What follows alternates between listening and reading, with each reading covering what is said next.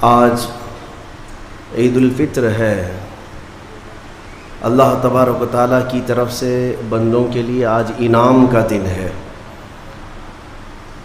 رمضان المبارک میں جس قدر عبادتیں، ریاضتیں، ذکر، تلاوت، تسبیح، تراویح آپ نے ادا کیے ہیں، ان سب کی اجرت کا آج دن ہے۔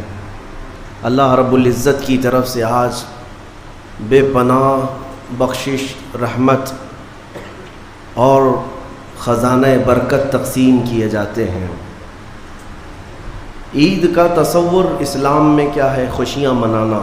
اور اللہ تعالیٰ قرآن میں فرماتا ہے، محبوب آپ فرما دیں جب تمہارے پاس اللہ کا فضل اور اس کی رحمت آئے تو خوشیاں مناؤ۔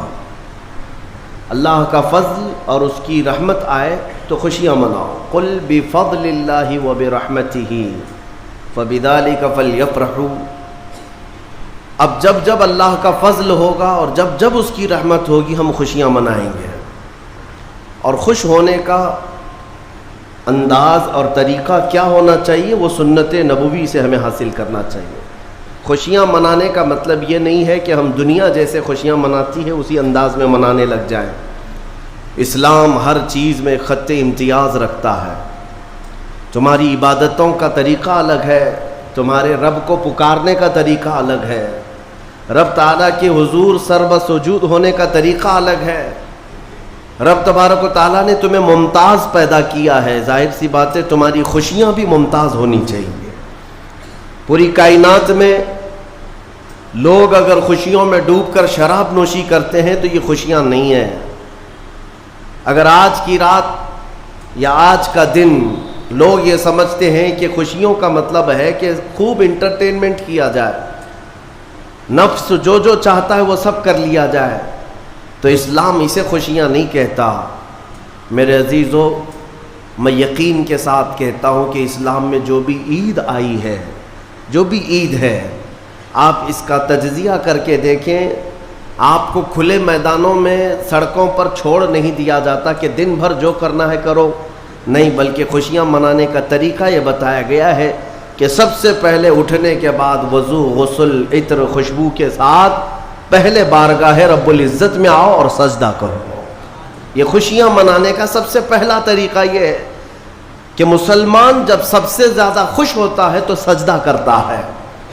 تو سجدہ کرنے کے لیے آج عیدگاہوں میں، مسجدوں میں جو لوگوں کی آج قطاریں ہیں، صفیں لگی ہیں، میرے عزیزو، یہ اسلام کا خوشی منانے کا طریقہ ہے۔ یہ نہیں کہ لوگوں کے درمیان کچرا بن کر کے، لوگوں کو ایذا دے کر کے خوشیاں منائی جائے، اسلام اس کا قائل نہیں ہے۔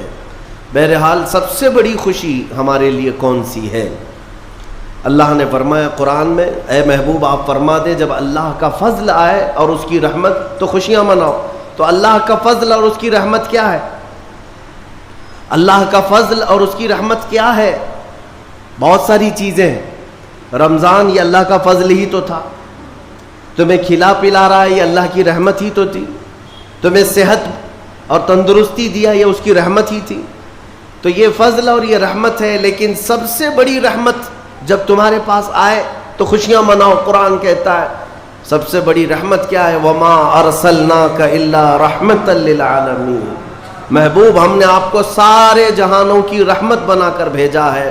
پتہ یہ چلا کہ کائنات کی سب سے بڑی رحمت مصطفیٰ کریم کی ذات پاک ہے، اور جب وہ آئے تو سب سے بڑی خوشی کا دن ہوتا ہے۔ اسی لیے کہا ہے کہ دونوں عیدوں سے افضل ہے عید میلاد رسول، چاہے عید الفطر ہو یا بقرعید ہو، عید الاضحیٰ ہو، یہ دونوں عیدوں سے افضل ہے عید میلاد رسول۔ اس کی وجہ یہ ہے کہ ہمیں نہ عید الفطر معلوم ہوتی نہ عید الاضحیٰ معلوم ہوتی، یہ سب معلوم ہوئی ہیں اگر تو آمنہ کے لال کے صدقے میں معلوم ہے۔ ہاں، ہمیں رمضان پتہ چلا ہے، عید پتہ چلی ہے، تو کس کی بدولت؟ اگر مصطفیٰ کریم صلی اللہ علیہ وسلم نہ آتے، نہ بتاتے، تو کون سے رمضان کا تصور تھا، کون سی عید پتہ چلتی؟ اسی لیے حاصل کلام تو یہ ہے میرے عزیزو، وہ جو نہ تھے تو کچھ نہ تھا، وہ جو نہ ہو تو کچھ نہ ہو، جان ہے وہ جہان کی اور جان ہے تو جہان ہے۔ آج عید اگر منانا بھی ہے تو میں یہ ضرور کہوں گا کہ آج عید پڑھنے کے بعد، نماز پڑھنے کے بعد سب سے پہلا کام جو آپ کرتے ہیں وہ کیا ہے؟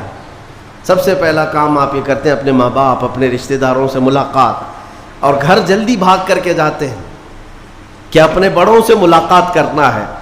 آج مصافحہ معانقہ کا دن ہے۔ آپ کو اپنے ماں باپ جس قدر یاد رہتے ہیں، میرے عزیزو، اس رسول کو آج ہرگز فراموش نہ کرو جو اپنی رات کی تنہائیوں میں تمہیں امتی امتی کہہ کر یاد کیا کرتے تھے۔ آج ان کا دن ہے، آج اس رسول پاک کا دن ہے۔ سورج کے ڈوبنے سے پہلے پہلے تک کثرت سے میرے آقا کی بارگاہ میں بیٹھ کر درود بھیجو اور عرض کرو کہ آقا آج میری خوشی کا دن ہے، میں اپنے ماں، اپنے باپ، اپنے بھائی، اپنے بہن، سب سے زیادہ اگر دنیا میں کسی سے پیار کرتا ہوں تو وہ آپ کی ذات مبارکہ ہے۔ رسول پاک صلی اللہ تعالیٰ علیہ وسلم کو یاد کرنا آج کی عید کے دن کا ایک بہت ہی بڑا حصہ ہے مومنوں۔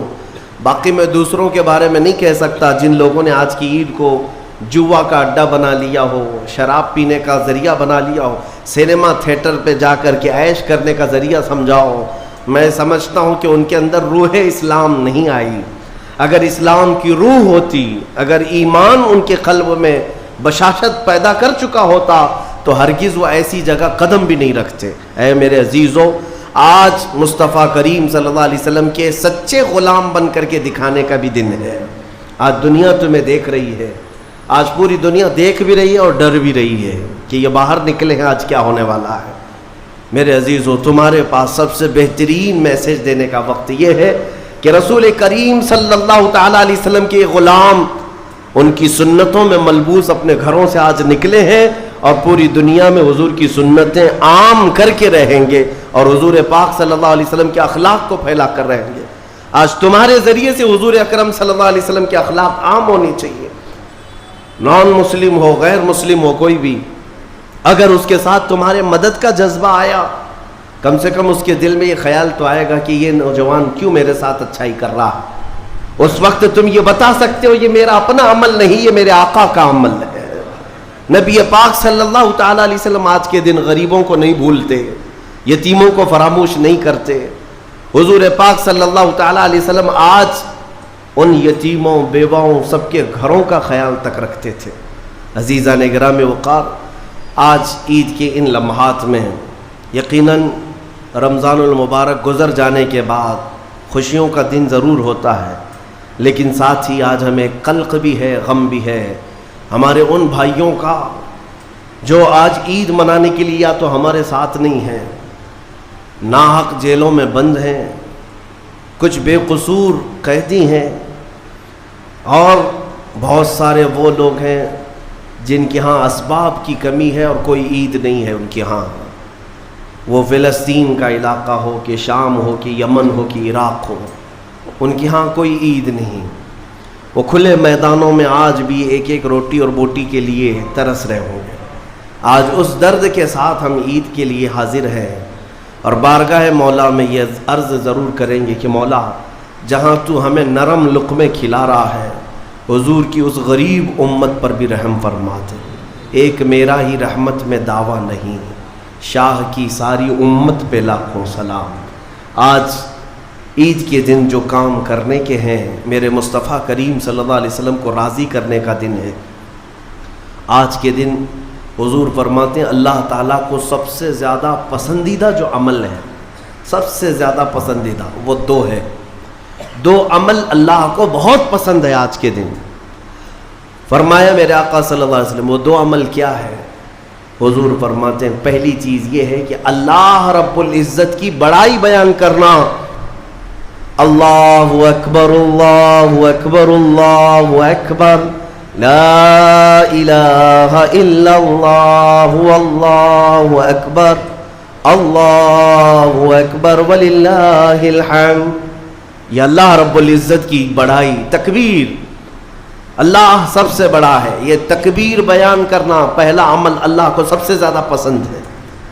دوسرا عمل استغفار، استغفر اللہ استغفر اللہ استغفر اللہ استغفراللہ ربی من کل ذنب واتوب الیہ.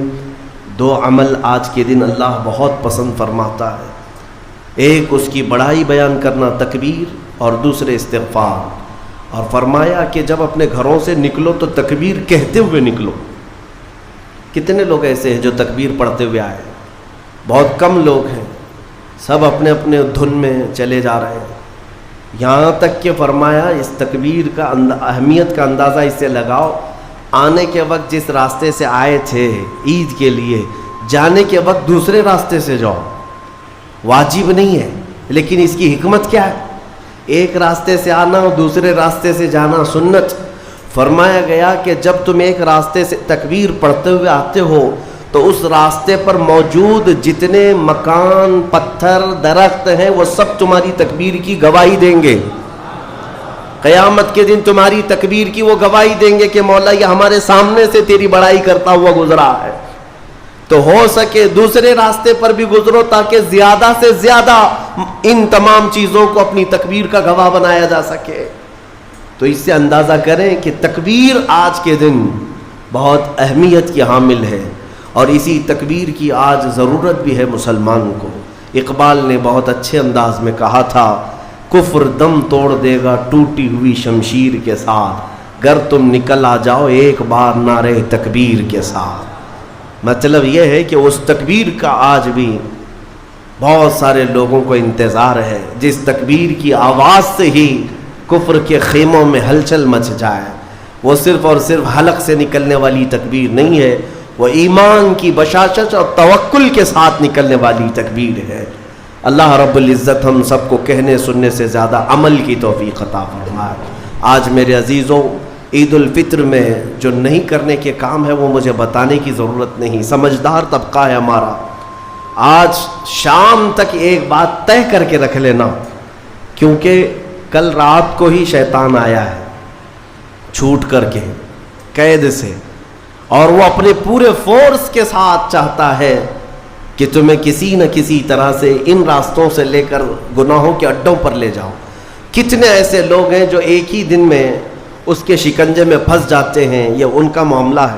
اسی لیے آج شام تک اپنے آپ کو کنٹرول کرو کہ میں نہ آج گانے بجانے، سینما اور جوؤں کی طرف جاؤں گا، اور نہ ہی بے حیائی کے اڈوں کی طرف جاؤں گا. آج کا دن اللہ رب العزت اپنے فرشتوں پر رشک فرماتا ہے. توجہ تو چاہتا ہوں، توجہ. عید کے دن جب بندے سجدے میں گرتے ہیں، عیدگاہ ہو کہ مسجدیں ہو، جیسے ہی تم عید کے دن سجدے میں چلے جاتے ہو، یہ لمحہ کون سا ہے جانتے ہیں آپ؟ یہ لمحہ کون سا ہے؟ جس دن دنیا پوری، آپ بھی رمضان بھر سجدے میں گئے ہوں گے، عبادتیں کر کے بھیک کیا مانگتے تھے؟ اللہ تو راضی ہو جا. ہم یہاں مانگ رہے تھے، لیکن عید کے دن کے سجدے کے بارے میں فرمایا گیا جیسے ہی امت سجدے میں جاتی ہے، مولا سارے فرشتوں میں اعلان فرماتا ہے، فرشتوں آؤ دیکھو میرے بندے، میں ان سب سے راضی ہوں اور ان سب پر مجھے رشک آتا ہے. آج دنیا خوشیوں میں ڈوب کر کے عیاشی کرنا چاہتی ہے، لیکن میرے یہ بندے ہیں جو دنیا کو ترک کر کے میری بارگاہ میں سجدہ ریز ہیں. آج مولا رب العزت رشک فرماتا ہے فرشتوں پر. اس لیے میرے عزیزوں، نہایتی اخلاص کے ساتھ، اطمینان کے ساتھ، اور اللہ رب العزت کی بارگاہ میں اپنے آپ کو خود سپرد کر کے عید کی نماز ادا کریں، اور امید ہے کہ یہ عید ہماری ایک انقلاب لائے گی انشاءاللہ. جو حالات آج پیدا ہو چکے ہیں، میں اس کے لیے بھی گزارشتاً یعنی معروضتاً یہ عرض کروں گا کہ آپ امن و امان کو برقرار رکھیں، امن و امان کو برقرار رکھیں. یہ بہت ضروری چیز ہے. مجھے افسوس ہے یہاں کے بھی حالات اور پورے ہندوستان کے بھی حالات جس طرح سے اپنائے جا رہے ہیں. یہودیوں کی ایک بڑی سازش تھی خلافت عثمانیہ کے زمانے میں. وہ کیا کرتے تھے کہ مسلمانوں کو بھڑکانے کے لیے، ورغلانے کے لیے کچھ ان کی مقدس چیزوں کی توہین کرتے تھے کسی ایک کے ذریعے سے، اور جب مسلمان بھڑک جاتے، باہر آتے، تو پھر ان کے بیچ میں یہ یہودی بھی داخل ہوتے تھے، باضابطہ یہ طریقہ اپناتے تھے، اور پھر مسلمانوں میں آپس میں لڑا دیتے تھے. اس کے بعد وہاں سے خلافت کے خلاف اعلانات بھی کرتے تھے، اس میں یہودی داخل ہوتے تھے.